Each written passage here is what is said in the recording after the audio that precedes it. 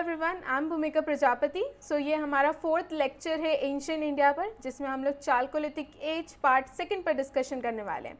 हम सभी जानते हैं कि चालकोलिथिक एज पार्ट 1 में हमने चालकोलिथिक जो है इसका मतलब क्या होता है, जैसे कि चालकोलिथिक जिसे एनियोलिथिक के नाम से भी जाना जाता है। एंड चालकोलिथिक पूरी तरीके से कॉपर स्टोन एज के बारे में चीज़ों को बताता है।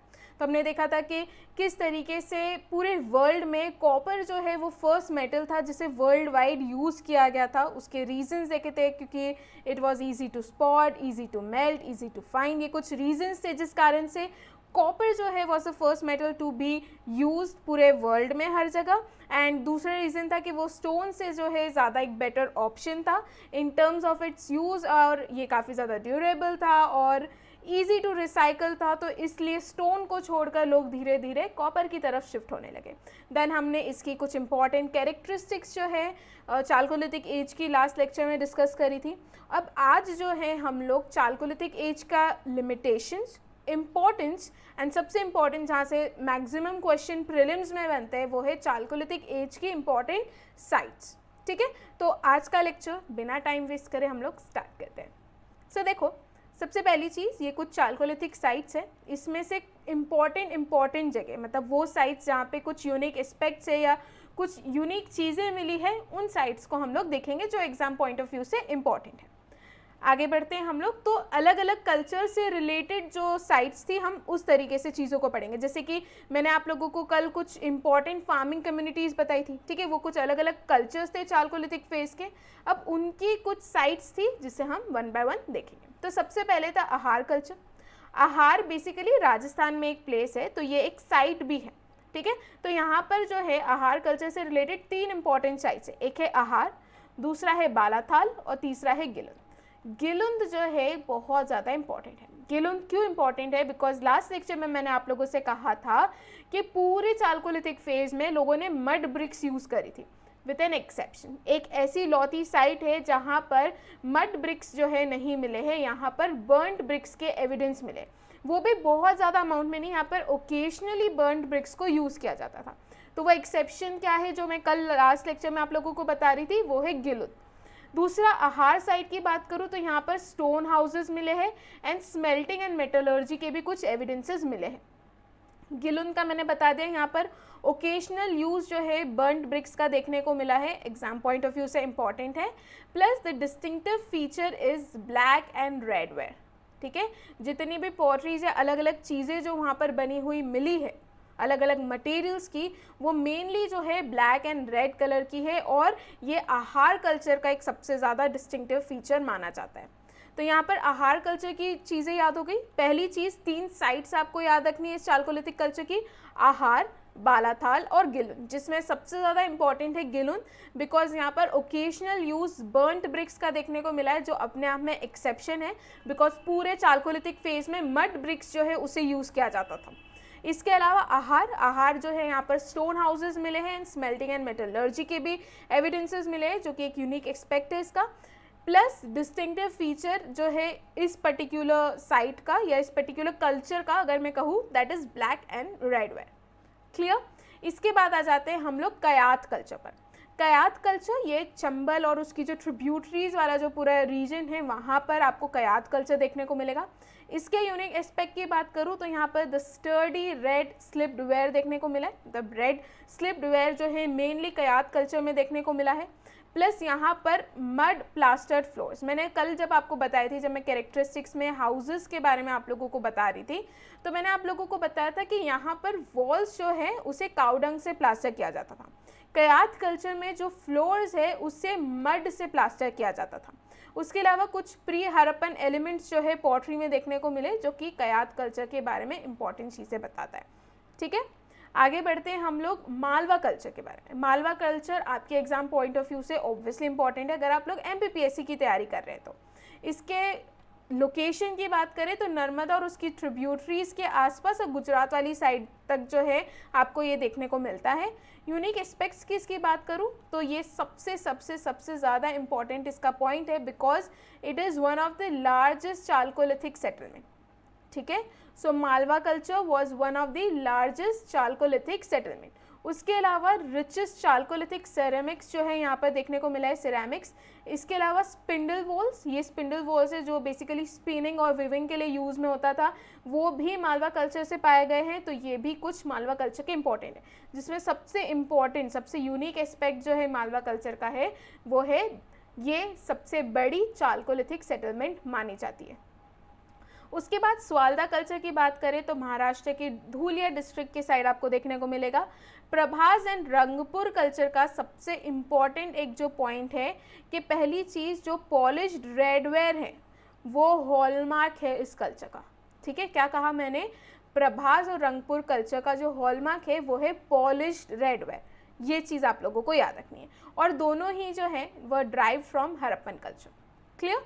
तो यहाँ पर सबसे ज़्यादा इम्पॉर्टेंट अगर मैं बात करूँ तो वो है आहार कल्चर, क्योंकि यहाँ पर एक गिलुंद वाला हो गया जो कि एक्सेप्शनल है पूरा चाल्कोलिथिक फेज का। उसके बाद कयात कल्चर में मड प्लास्टर फ्लोर्स की बात करूँ तो वो थोड़ा इंपॉर्टेंट हो जाता है। एंड मालवा कल्चर जो है इसलिए इम्पॉर्टेंट है क्योंकि ये लार्जेस्ट चाल्कोलिथिक सेटलमेंट है। क्लियर? आगे बढ़ते हैं हम लोग, अब चाल्कोलिथिक फेज के इम्पोर्टेंस देख लेते हैं। ठीक है, पहली चीज़ चाल्कोलिथिक जो एरिया है वो थ्रू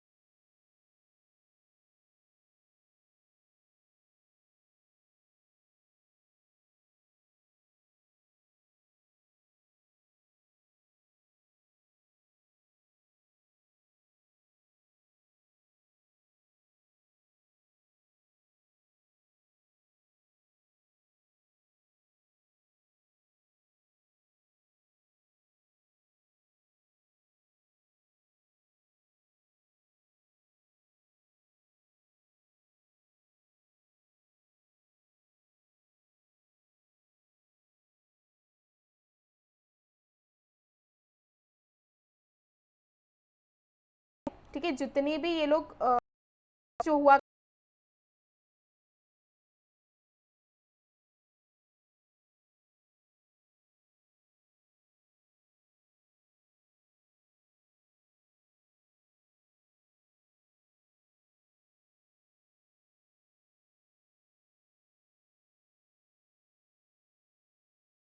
चीज़ें हैं जो चाल्कोलिथिक फेज को डिफरेंट बनाता है दूसरे फेजेस से, राइट? उसके अलावा these pots were use for cooking, storing, drinking and eating. जैसे कि हमने कल अलग अलग यूनिक फॉर्म्स देखे थे चाल्कोलिथिक फेज के, ठीक है, जैसे कि dishes on stand, then pedestal bowls जो है हमने देखे थे, देन रेड क्ले कप्स जो है देखे थे। ये कुछ इंपॉर्टेंट चीज़ें, और ये मेनली जो जो थे उन्हें कुकिंग, स्टोरिंग एंड ड्रिंकिंग के लिए और खाने वाने की चीज़ें यूज़ करने के लिए यूज़ में लिया जाता था। प्लस यहाँ पर लोटा और थाली का भी यूज़ होता हुआ देखने को मिला है, जो हम आज भी यूज़ करते हैं। At some places where neolithic phase it transferred to chalcolithic, उसे न्योलिथिक चाल्कोलिथिक फेज के नाम से जाना जाता है, दोनों के नाम से जाना जाता है। क्लियर? आगे बढ़ते हैं हम लोग। चाल्कोलिथिक पीपल, ये लोग कॉलोनाइजर्स थे, ये बहुत इंपॉर्टेंट पॉइंट है। कॉलोनाइजर्स हम सभी जानते हैं कि कॉलोनाइजर्स क्या होता है, जो अपनी जगह पे तो रह रहे हैं, ठीक है, मान लो कि ये प्लेस ए है, ये प्लेस बी है, ये प्लेस सी है, तो ये लोग क्या करते थे कि ये प्लेस ए वाले लोग क्या करते थे कि कुछ एक दो लोगों को प्लेस बी पे भेज दिया, कुछ एक दो लोगों को प्लेस सी पे भेजा। धीरे धीरे ये लोग अपने यहाँ पर मेंबर्स बढ़ाना शुरू कर देते हैं, और फिर इस पूरे एरिया को क्या कर लेते हैं, ये लोग हड़प लेते हैं। तो इसी चीज़ को जो है हम कॉलोनाइजर्स कहते हैं ना। ऑब्वियसली कि आप अपने जगह पे तो रूल कर ही रहे हो, आपने दूसरी जगह को भी क्या करना शुरू कर दिया, धीरे धीरे एक्वायर करना शुरू कर दिया। तो चाल्कोलिथिक एज के जो लोग थे वो कॉलोनाइजर्स थे, ठीक है। इसके बाद पेनिनसुलर इंडिया में there was there large village and large amount of cereal cultivation जो है इस पर्टिकुलर एज में देखने को मिला है, ठीक है। सो ये लोग ना, ये जो हमारा पेनिनसुलर इंडिया है, यहाँ पर इनके सेटलमेंट्स देखने को मिले हैं, और ये लोग मेनली जो भी सीरियल्स का कल्टीवेशन जो है, लार्ज अमाउंट में सीरियल्स का कल्टीवेशन हमें देखने को मिला है। They grew wheat, barley, lentils and rice, जो मैंने आप लोगों को कल जब मैं एग्रीकल्चर वाला पार्ट पढ़ा रही थी तब मैंने बता दिया था। एंड ये चीज़ भी मैं कल क्लियर कर चुकी थी कि फ़िश एंड राइस जो है सबसे इम्पॉर्टेंट फूड इस पर्टिकुलर फेज़ के इस एरा का माना जाता है। देन पीपल फ्रॉम कयात, इनाम गाँव और एरन, ये जो लोग थे इस पर्टिकुलर जगह के जो लोग थे वो काफ़ी ज़्यादा वेल ऑफ थे, मतलब काफ़ी ज़्यादा पैसे वाले अफ्लुएंट फैमिली को बिलोंग करते थे। वेरस जो चिरन और पंडी, राजार, दीबी और इस पर्टिकुलर एरिया के जो लोग थे ये लोग थोड़े से गरीब थे। ठीक है, तो ये थोड़ी सी चीज़ें बताने की कोशिश की गई कि ये साइड जो है अच्छे से फ्लरिश हो रही थी और ये साइड्स जो है वो फ्लरिश नहीं हो पा रही थी, यहाँ पर ये लोग ढंग से डेवलप नहीं हो पा रहे थे। इसके बाद महाराष्ट्र में डेड बॉडीज़ जो है उनको नॉर्थ टू साउथ डायरेक्शन में बरी किया जाता था।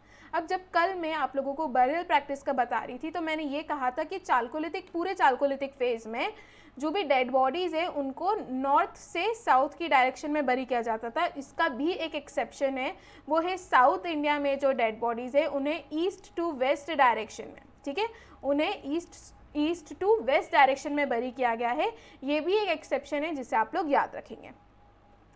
आगे अब हम यहाँ पर हमने इम्पोर्टेंस सारी देख ली, क्या मेन खाते थे, पोट्रीज कौन सी यूज़ हुई है, बॉडीज़ को बरियल करने का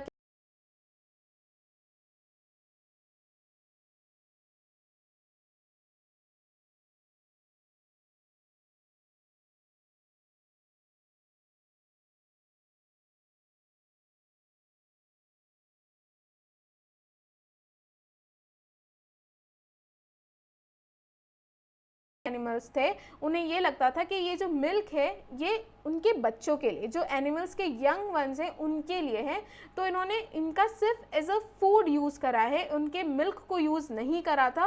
और यही रीज़न है कि कहा जाता है कि जो चालकोलिथिक एज के पीपल थे they could not make full use of domestic animals because they use them only for food and not for milk, because they thought that milk is for animals young ones, ठीक है, उनके बच्चों के लिए दूध है, हमारे यूज़ के लिए नहीं है। अब हम देख लेते हैं कि दूसरा लिमिटेशन क्या था चालकोलिथिक फेज़ का। तो चालकोलिथिक फेज़ का दूसरा सबसे बड़ा लिमिटेशन ये माना जाता है कि चालकोलिथिक फेज़ में लोगों ने कल्टीवेशन का कंप्लीट यूज़ नहीं कर पाए, ठीक है। उसका रीज़न ये है कि चालकोलिथिक फेज़ के लोग ब्लैक कॉटन सॉइल एरिया में रहते थे जहाँ पर कल्टीवेशन करने के लिए आयरन टूल्स की ज़रूरत पड़ती है। एज वी ऑल नो कि हम लोग चालकोलिथिक फेज़ पढ़ रहे हैं, यहाँ पर लोग आयरन को as a metal they are not aware कि किस तरीके से यूज़ करना चाहिए या उसके टूल्स कैसे बनाने चाहिए एंड ऑल दैट स्टफ, मतलब आयरन की डिस्कवरी बेसिकली इस फेज़ में अभी तक नहीं हुई है। तो यहाँ पर ये सबसे बड़ा लिमिटेशन माना जाता है चालकोलिथिक फेज़ का, that they did not do much of cultivation. They lived in black cotton soil area which required iron tools for cultivation and there are no traces of plow and hoe. उसके बाद Chalcolithic phase did not show longevity. Longevity से मेरा मतलब यहाँ पर ये है कि हमने कल के लेक्चर में देखा था कि वेस्टर्न महाराष्ट्र वाला जो रीजन है वहाँ पर हमें बहुत सारी चिल्ड्रंस जो है, बहुत सारे बच्चों की डेड बॉडीज़ जो है मिली थी, वो भी लार्ज अमाउंट में, जिससे क्या पता चलता है कि चालकोलिथिक फेज़ में जो इन्फेंट मोर्टेलिटी रेट है वो काफ़ी ज़्यादा हाई है। और उसका रीज़न ये माना जाता है कि हो सकता है कि